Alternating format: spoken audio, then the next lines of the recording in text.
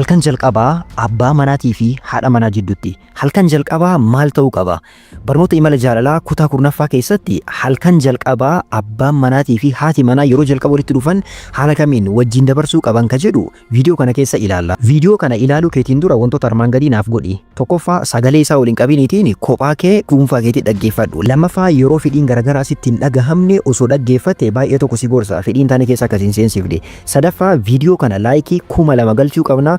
Laayikii tuqxan malee hin eegalinaa. Arfaffaa yuutuubii kana sabskiraayib godhaatiin. Shanaffaa wanti beekuu qabdan mata dureelee akkana qopheessuutti wanti nageesse namootni kallattii haraamaatiin ijoollee kennaa waan barsiisaa jiranii fi kallattii haraamaa irraa fagaanneetiin kallattii islaamummaan keenya barsiisuun kallattii qulqulluu ta'een isin barsiisuudhaaf jecha viidiyoon kun dalagamaa jira. Bismillahirrahmanirrahiim. Alhamdulillahi rabbil alamin. Wassalatu wassalamu ala rasulillahi sallallahu alayhi wasallam. Halkan jalqabaa abbaa manaatii fi haadha manaa jidduutti wantoota armaan gadii kunniin ta'uu qaba. Wantoota kanneen iddoo sadiitti qoodneetiin ilaalla. Tokkoffaa walqunnamtii saalaa dura. Walqunnamtii saalaa geggeessuu keetiin dura maal gochuu qabda? Lammaffaa yeroo walqunnamtii saalaa geggeessitu maal gochuu qabda? Inni sadaffaa walqunnamtii saalaa erga xumurte booda maal gochuu qabda ka jedhu tokko tokkoon ilaalla. Beeka wanti beeka uumamu wanti guddaan maalidha? Kaayyoon fuudhaa inni guddaan walqunnamtii saalaatii miti. Yaada kana keessaa baasa. Sammuu keessanillee waan kana keessaa dhiqaa. Dhimma walqunnamtii saalaa qofa yaaduu hin qabnu. Namni yoo fuudha jedhamu wanti itti dhagahamu maali? Walqunnamtii saalaa waan jedhu qofa itti dhagahama nama garii. Wanti kun dogongora guddaadha. Kaayyoon fuudhaa kaayyoon jireenyaa walqunnamtii saalaa qofaa miti. Waa hedduudha. Kanaafi halkan kana keessatti wantoota dabarsinu, wantoota dalaguu qabnu, wantoota garaagaraa wajjin ilaalla. Jaalala kallattii kamiin akka islaamummaan isin barsiisu inshallah wajjin ilaalla. Mee walqunnamtii saalaa dura wantoota 11 armaan gadii kanneen dalaguu qabda. Tokkoffaan qulqullina guutuu irratti argamuu qabda. Eeyyanii qulqullina guutuu irratti argamuu qabda. Beekamaadha. Mushurraa taatee fata jetteetiin dhiyaatta. Maashaallah shittoo jettaa maalii jettaa atillee nixir fata jetteetiin qophaa'uu qabda. Isiinillee akkasuma yaa dubartoonni beekamaadha. Walaa meekaappii ta'ee walaa maalii yaa akiikaa ila akka qalbii isaa fuuteetiin lafa keettutti qophaa'uu qabda. Bareeduu qabda. Akkasuma kadhiiraa wanti ansiin jedhu maali keessattuu ati ni dadhabuu dandeetta. Fakkeenya namni garana si qabee maal jettee fuudhuu dandeetta. Akkuma fuurteen itti hin deemini. Ammallee qulqullina biraa qulqullaa'uu qabda. Kanaaf halkan san wanti sirraa eegamu wanti guddaan qulqullina guutuu irratti argamuu qabda. Inni lammaffaan uffata roomaantikii ta'e uffachuudha. Keessattuu shamarri. Shamarri uffata qalbii isaa fuudhee dhiira qalbii isaa kukkutu uffatuu qabda.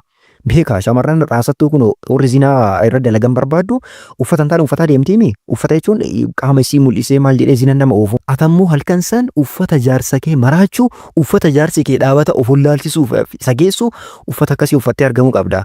Eeyyan uffata roomaantikii uffata bareedaa ilaaliitiin uffata akkasii uffadhu. Inni sadaffaan yeroo gara manaa seentu wantoota armaan gadii kana jechuu qabda. Jalqaba mana yeroo seentu yaa mushurraa biraan dhaquudhaaf bismillaa jetteetiin mana seenuu qabda. Atillee innillee isin lachuu bismillaa jettanii seenuu qabdani. Achi booda maal jettanii? Assalaamu alaikum wa rahmatullahi wa barakaatuhu jettan. Beeka wanti kun baay'ee murteessaadha. Sheexana rabbi isinirraa qaba. Kaayyoon sheexana inni guddaan maali beektanii? Abbaa manaatii fi haadha manaa wal jibbisiisu. Eeyyanii wallahi isin lamaa wal jibbisiisu. Sheexanni kaayyoon isaa inni guddaan akka abbaa manaatii fi haadha manaa wal jibbisiisuudha ta'e waan biraatii miti. Isin wal jibbisiisnaan kaayyoon isaa guddaan galma ga'eefii jira. Bismillah yoo jettanii assalaamu alaikum wa rahmatullahi wa barakaatuhu yoo jettan garuu sheexanni achumatti hafa. Sheexanni isinitti ol hin seenu. Kanaaf maal gootan balbala keessan qollofattan. Inni arfafaanii kadhiiraa sirrii dhagayi. Gara haadha manaa keetii halkan jalqabaatiin jaalatamaa ta'uu qabda. Bakka nama sigmaan ta'ini. Sigmummaa keessaa bahuu qabda halkan sanii.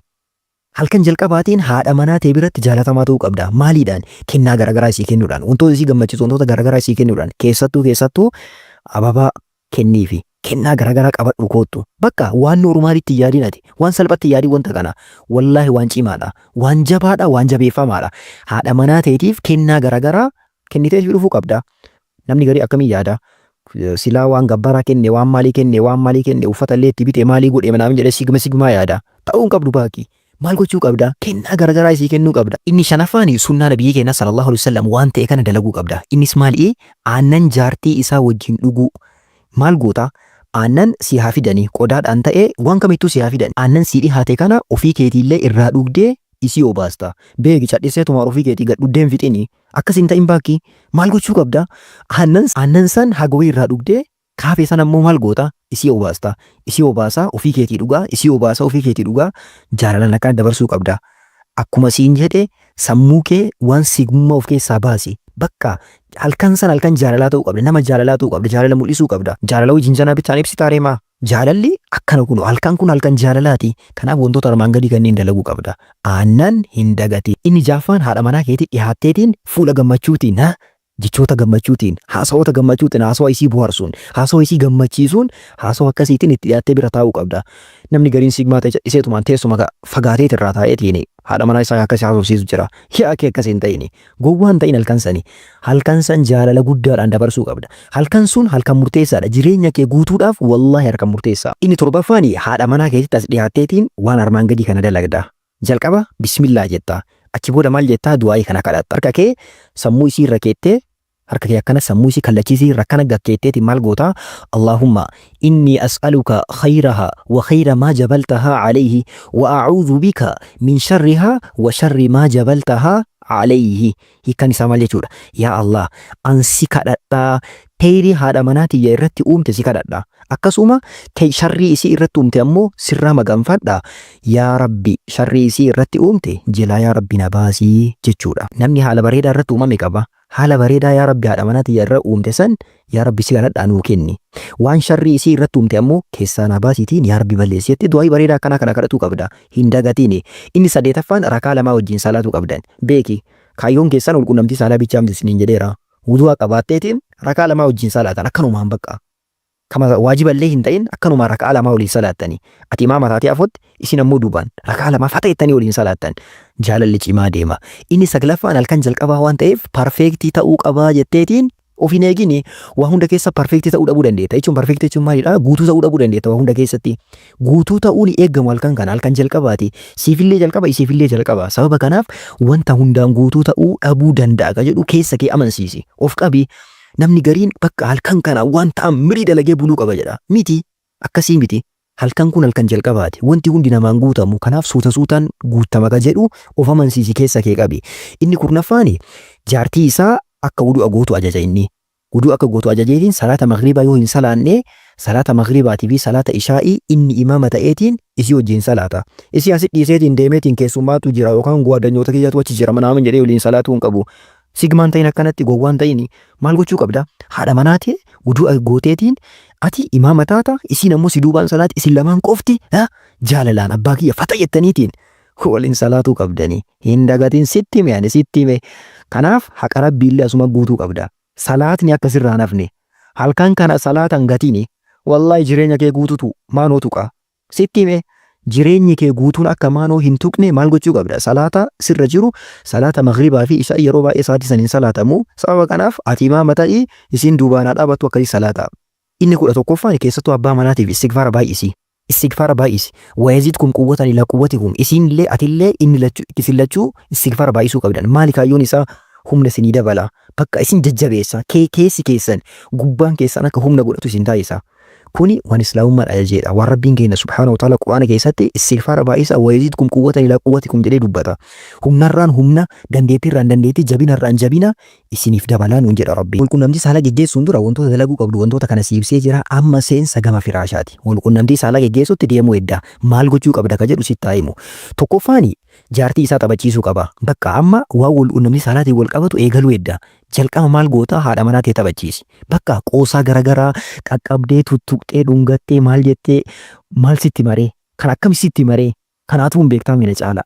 Haadha manaa ta'e qaqqabuudhaan qaqqabbiillee jadhisteetu waan harka herregaan waliin qaqqabbii laafaa kitaabni akka jedhutti qaqqabbii laafaa ka simmeetii guddaa keessa seensisuu danda'u.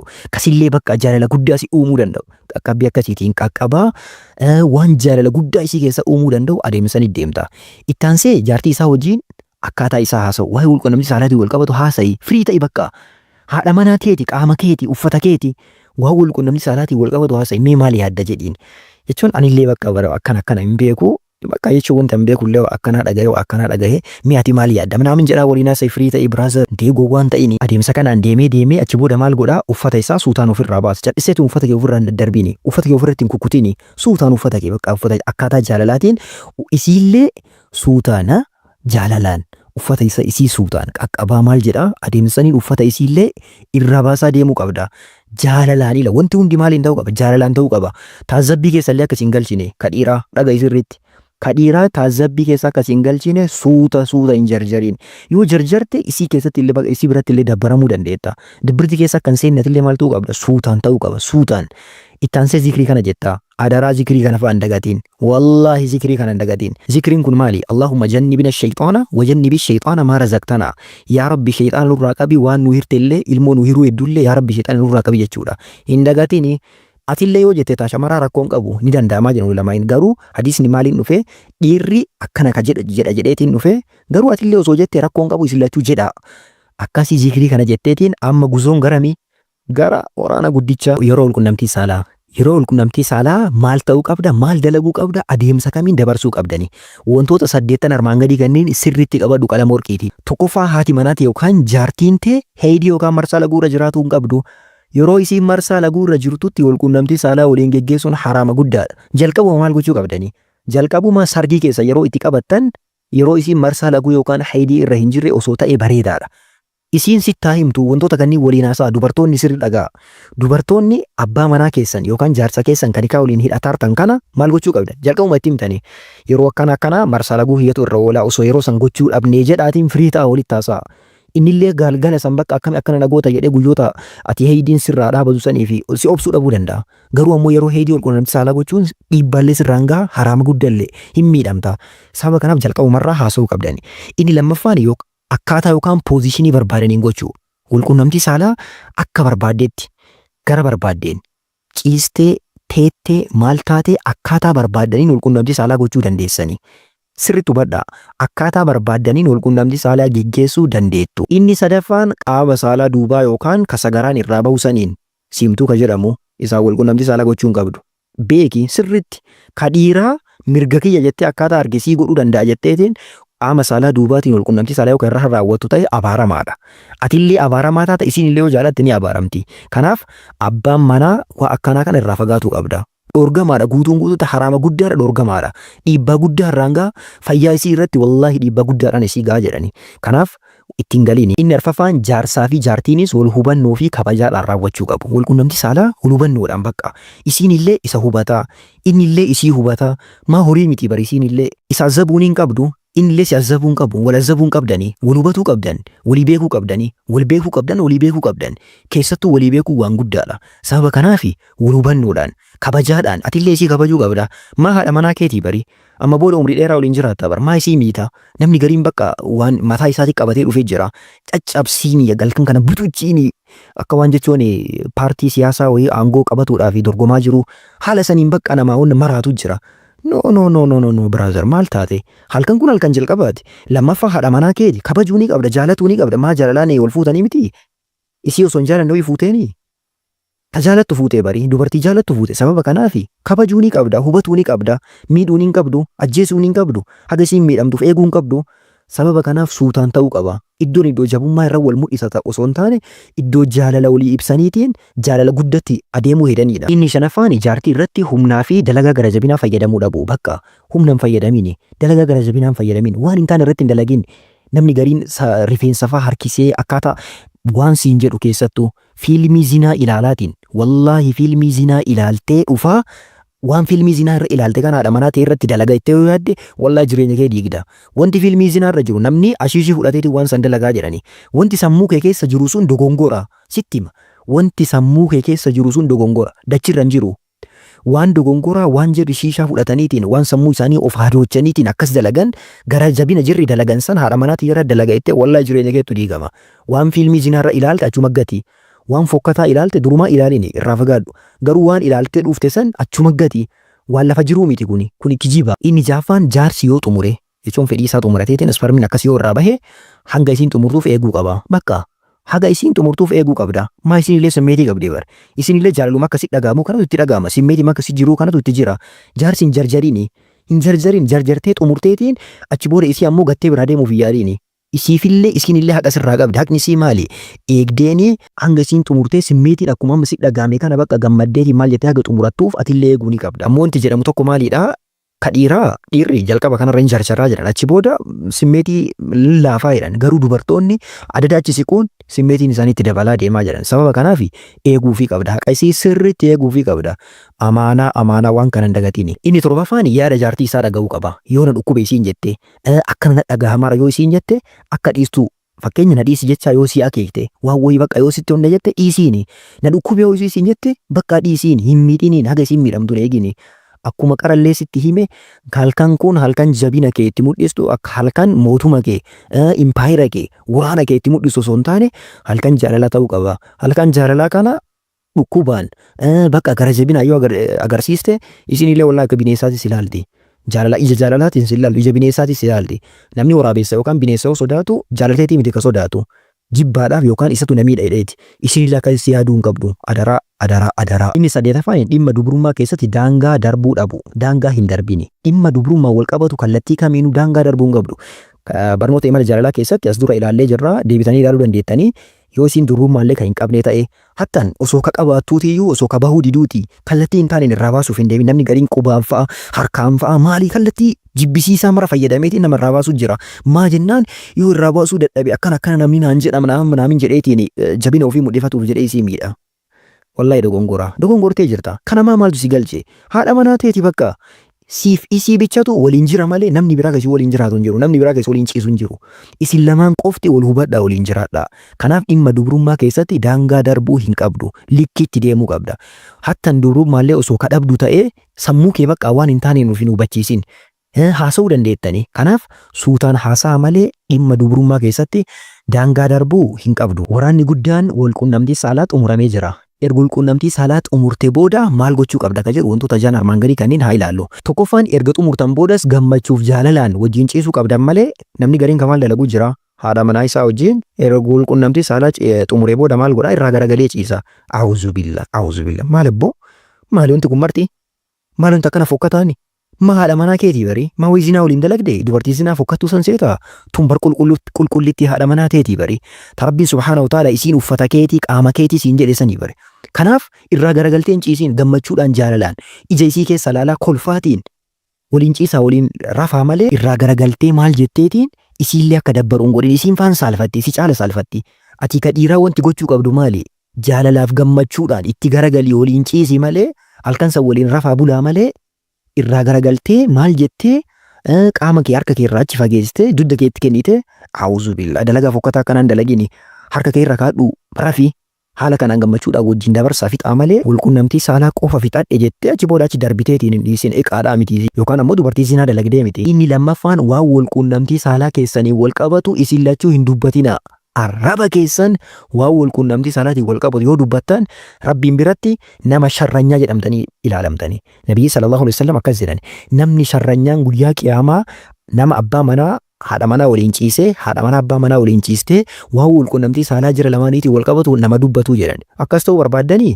kanaaf eenyuttuu hin dubbatina namni gariin haati manaa akkana durbummaan qabdu akkana qaamni saalaa isii akkasii isiinillee qaamni saalaa isaa akkasii akkana ta'a akkana dalageetiin akkana ta'a manaamin wallahi waraana rabbii walii banaartani wallahi waraana rabbii walii bantani rabbiin biratti isin nama badaa jedhamtanii ilaalamtan jireenya keessan namatti ni mina amma namni gariin maali fuudheetiin bakka haati manaatii akkana durbummaan qabdu maali jedheetii waan isanii wal qabatu hima hin dubbatiin watakka waan jireenya keessanii wal qabatu waan algaadha alga marrattaaf hin dubbatina inni sadaffaani qaama guutuu janaabaa irraa dhiqachuu qaba erga jechuun isparmiin sirraa argame yookaan walqunnamtii saalaa haadha manaa ta'ee yoo geggeessite qaama keessan guutuu dhiqattanii sillachuu atillee innillee waan janaabaadhaan wal qabatu ilaallee jirra garuu halkan kana maal gochuu qabdan qaama keessan guutuu dhiqattanii isiinillee qaama guutuu dhiqattaa garuu rifeensa kee guutuu isaa miicuu hin qabdu dhiquu hin qabdu maal goota hundee isaa bishaan ni seensiftaa achi booda bishaan ofitti naqxaa haala isaanii maqaa ofirraa dhiqtanii achi booda akkana dhiqattaniiti nagaa keessan irriba keessan raftanii obboroo keessan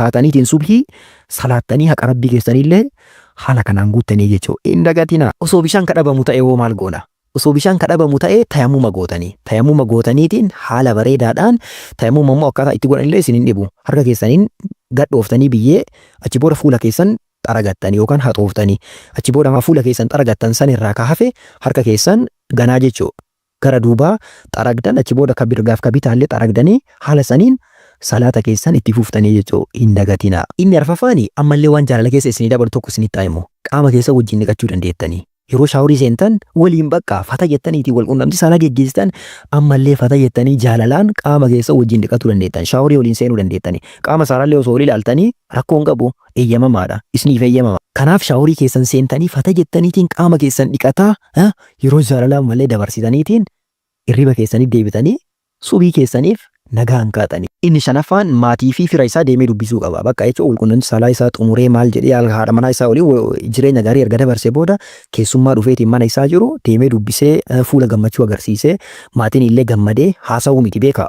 Afaanii wata kan dubbatu jenne waan walqunnamtii saalaatiin wal qabatu wata kan dubbatu bakka deemee maatii isaa waliin fuula gammachuu agarsiisee ilmi keenya nu gammadee jira jedhanii maatiin illee haa gammadanii. Inni jaafaani dhiiga dubrummaa mul'isuu dhabu. Amma maatiin gariin akkamiitu jira? Nu mul'isuu qabdan akkana ta'uu qabdan arginu malee jedhanii kan maraatantu jira. Wanti kun dogongora hin mul'isuu hin qabdanii. Dhiiga dubrummaadhaa algaarra bultan maalii mul'isuu hin qabdan bakka. Osoo dubrummaa yoo qabduuti yoo kan qabne hin qabduuyyuu garuu yoo qabdu ta'e dhiiga dubrummaadhaa mul'isuu hin qabdani. Wantoota kanneen sirriitti qabatuu qabdanii jireenya keessan haala bareedaa kanaan haqa rabbiillee guuttanii haqa waliillee guuttanii jaalalaaf gammachuudhaan halkan kan akkana dabarsuu qabdanii. Amaanaa viidiyoo kana sirri dhaggeeffadhu wallahi sirri si fayyada sirri irraa fayyadamta jarjarteeti wannuma walqunnamtii saalaa qofa yaadiini waa hedduutu jiru kun argitee jirta halkan jaalalaa ta'uu qaba islaamumaan kana nu barsiisa. Waan halkan kanaa wal qabatu waan dhiiraa fi dubartii bira jiru nasihaa yookaan gorsa waa lama dhiiraaf waa lama dubartiidhaaf sirritti qabadhaa waan hayyoonni dhaamanii. Tokkoffaan maalidhaa dhiirri kun laxiifan jedhan nama gara laafaa ta'e nama aaruun ta'in nama bakka dheekkamaan ta'in nama arrabsuun ta'ini. Maa jennaan isiini akkuma qara dubbanne maali halkan jalqabaatii wantoota garagaraatu jiraatuu danda'a hubatuu ni qabda isii simmeetii isii hubatuu ni qabda hin aariini isii waawwayitiin jetti atillee aarsuuf hin deemin hubachiisiin ta dubartiillee dhiira hubachiisiin akkana jedhi ittimi innillee yoo san beekeetiin dhaga'ee si hubatuu danda'a. Kanaaf wal hubachiisuu qabdan dhiirri hin aariini hin arrabsiini wallaahi halkan tun jireenya keessaniif halkan murteessaadha. Halkan tanaan wanti marti bada halkan tanaan wanti hundi tola. Tokkoffaa nama gara laafaa ta'e hin aariin hin dallaniin hin arrabsiin. Inni lammaffaan laa tastaajil hin jarjariin dhimma hunda keessattuu hin jarjariin. Akkaataa dalagduu keessatti ta'ee akkaataa garagaraa keessatti hin jarjariin bakka jarjaraa namaan ta'in tasgabbaa'e. Sakanni jedhiitiin waa hunda keessatti bakka isiillee hubataa maal jedha adeemuu qabda. Abbaa manaa jechuun maal jechuudha? Abbaa manaa jechuun bar mootiidha. Mootiin maali? Waa hunda garana qabaa garas qabaa gara qanyii isaa laalaatiin suuta deemuu qaba. Akkas ta'uu qabda. Gorsi lammaffaan dubartootaaf. Dubartoonni wanti isin godhuu qabdan. Tokkoffaa isaa kana indakii khawfuun watawattuun quulii lahu. Yoo sodaa qabaatte yoo keessa kee wanti ho'isi dhagaamaa jiraate itti himi. Adima baasii itti himi. Hin sodaataa jiraa jedhiin yookaan na dhukkubaa jiraa jedhiin. Adima itti himi. Maa sodaatta maa saalfatta? Itti himi. Kallattimaan akkana jedhi itti himi. Inni lammaffaan laa tatawaqqa'ii mubaalagaat fil alam jechuun sirna dhukkubuu danda'a jettee keessa kee amansiistee hin dhufini. Wanti namni sitti himu waa hedduu. Ka dhiiraallee namarraa waa hedduu dhaga'uu dandeetta. Akkana godhiin butuchiin caccabsiin maalii godhi jedhaniitiin si gorsuu danda'ani. Gorsa kana marachi gati. Atillee ta dubartii sirri si dhukkuba ka jedhan sirna dhukkubuu danda'a jettee keessa kee amansiifte ofirraa achi gati yaada kana suuta jechuu qabda. Dhukkubbiin illee ima jira ka waan jedhu keessa kee amansiisi bakka garuu dhukkubbii humnaa oliitii miti ka jedhu ofirraa balleessuu qabda. Akkasii halkan jalqabaa wantoota kanaan dabarsuu qabna. Rabbiin halkan kana halkan jaalalaan milkiidhaan karaa halaalaatiin itti geenyu rabbi nu haa taasisu. Wallahi karaa haraamaatiin miti karaa halaalaatiin zinaadhaan miti karaa rabbi jaalatuun halkan kana akka itti dhufnu yaa rabbi nu taasisi yaa rabbi nu taasisi yaa rabbi nu taasisi. Zinaa nurraa cufiitiin karaa halaalaa nu laaffisiitiin halkan bareedaa kana akka itti geennee akka rabbi jaalatuun akka nabiyyiin keenya sallallahu alaihi wasallam nu barsiisaniin nulli akka itti geennu rabbi nu haa taasisu. Warri hin fuudhin rabbi nutti haa fuudhu warri fuutan ammoo jireenya keessan gammachuu isin haa taasisu. Assalaamu alaikum wa rahmatullahi wa barakaatuh.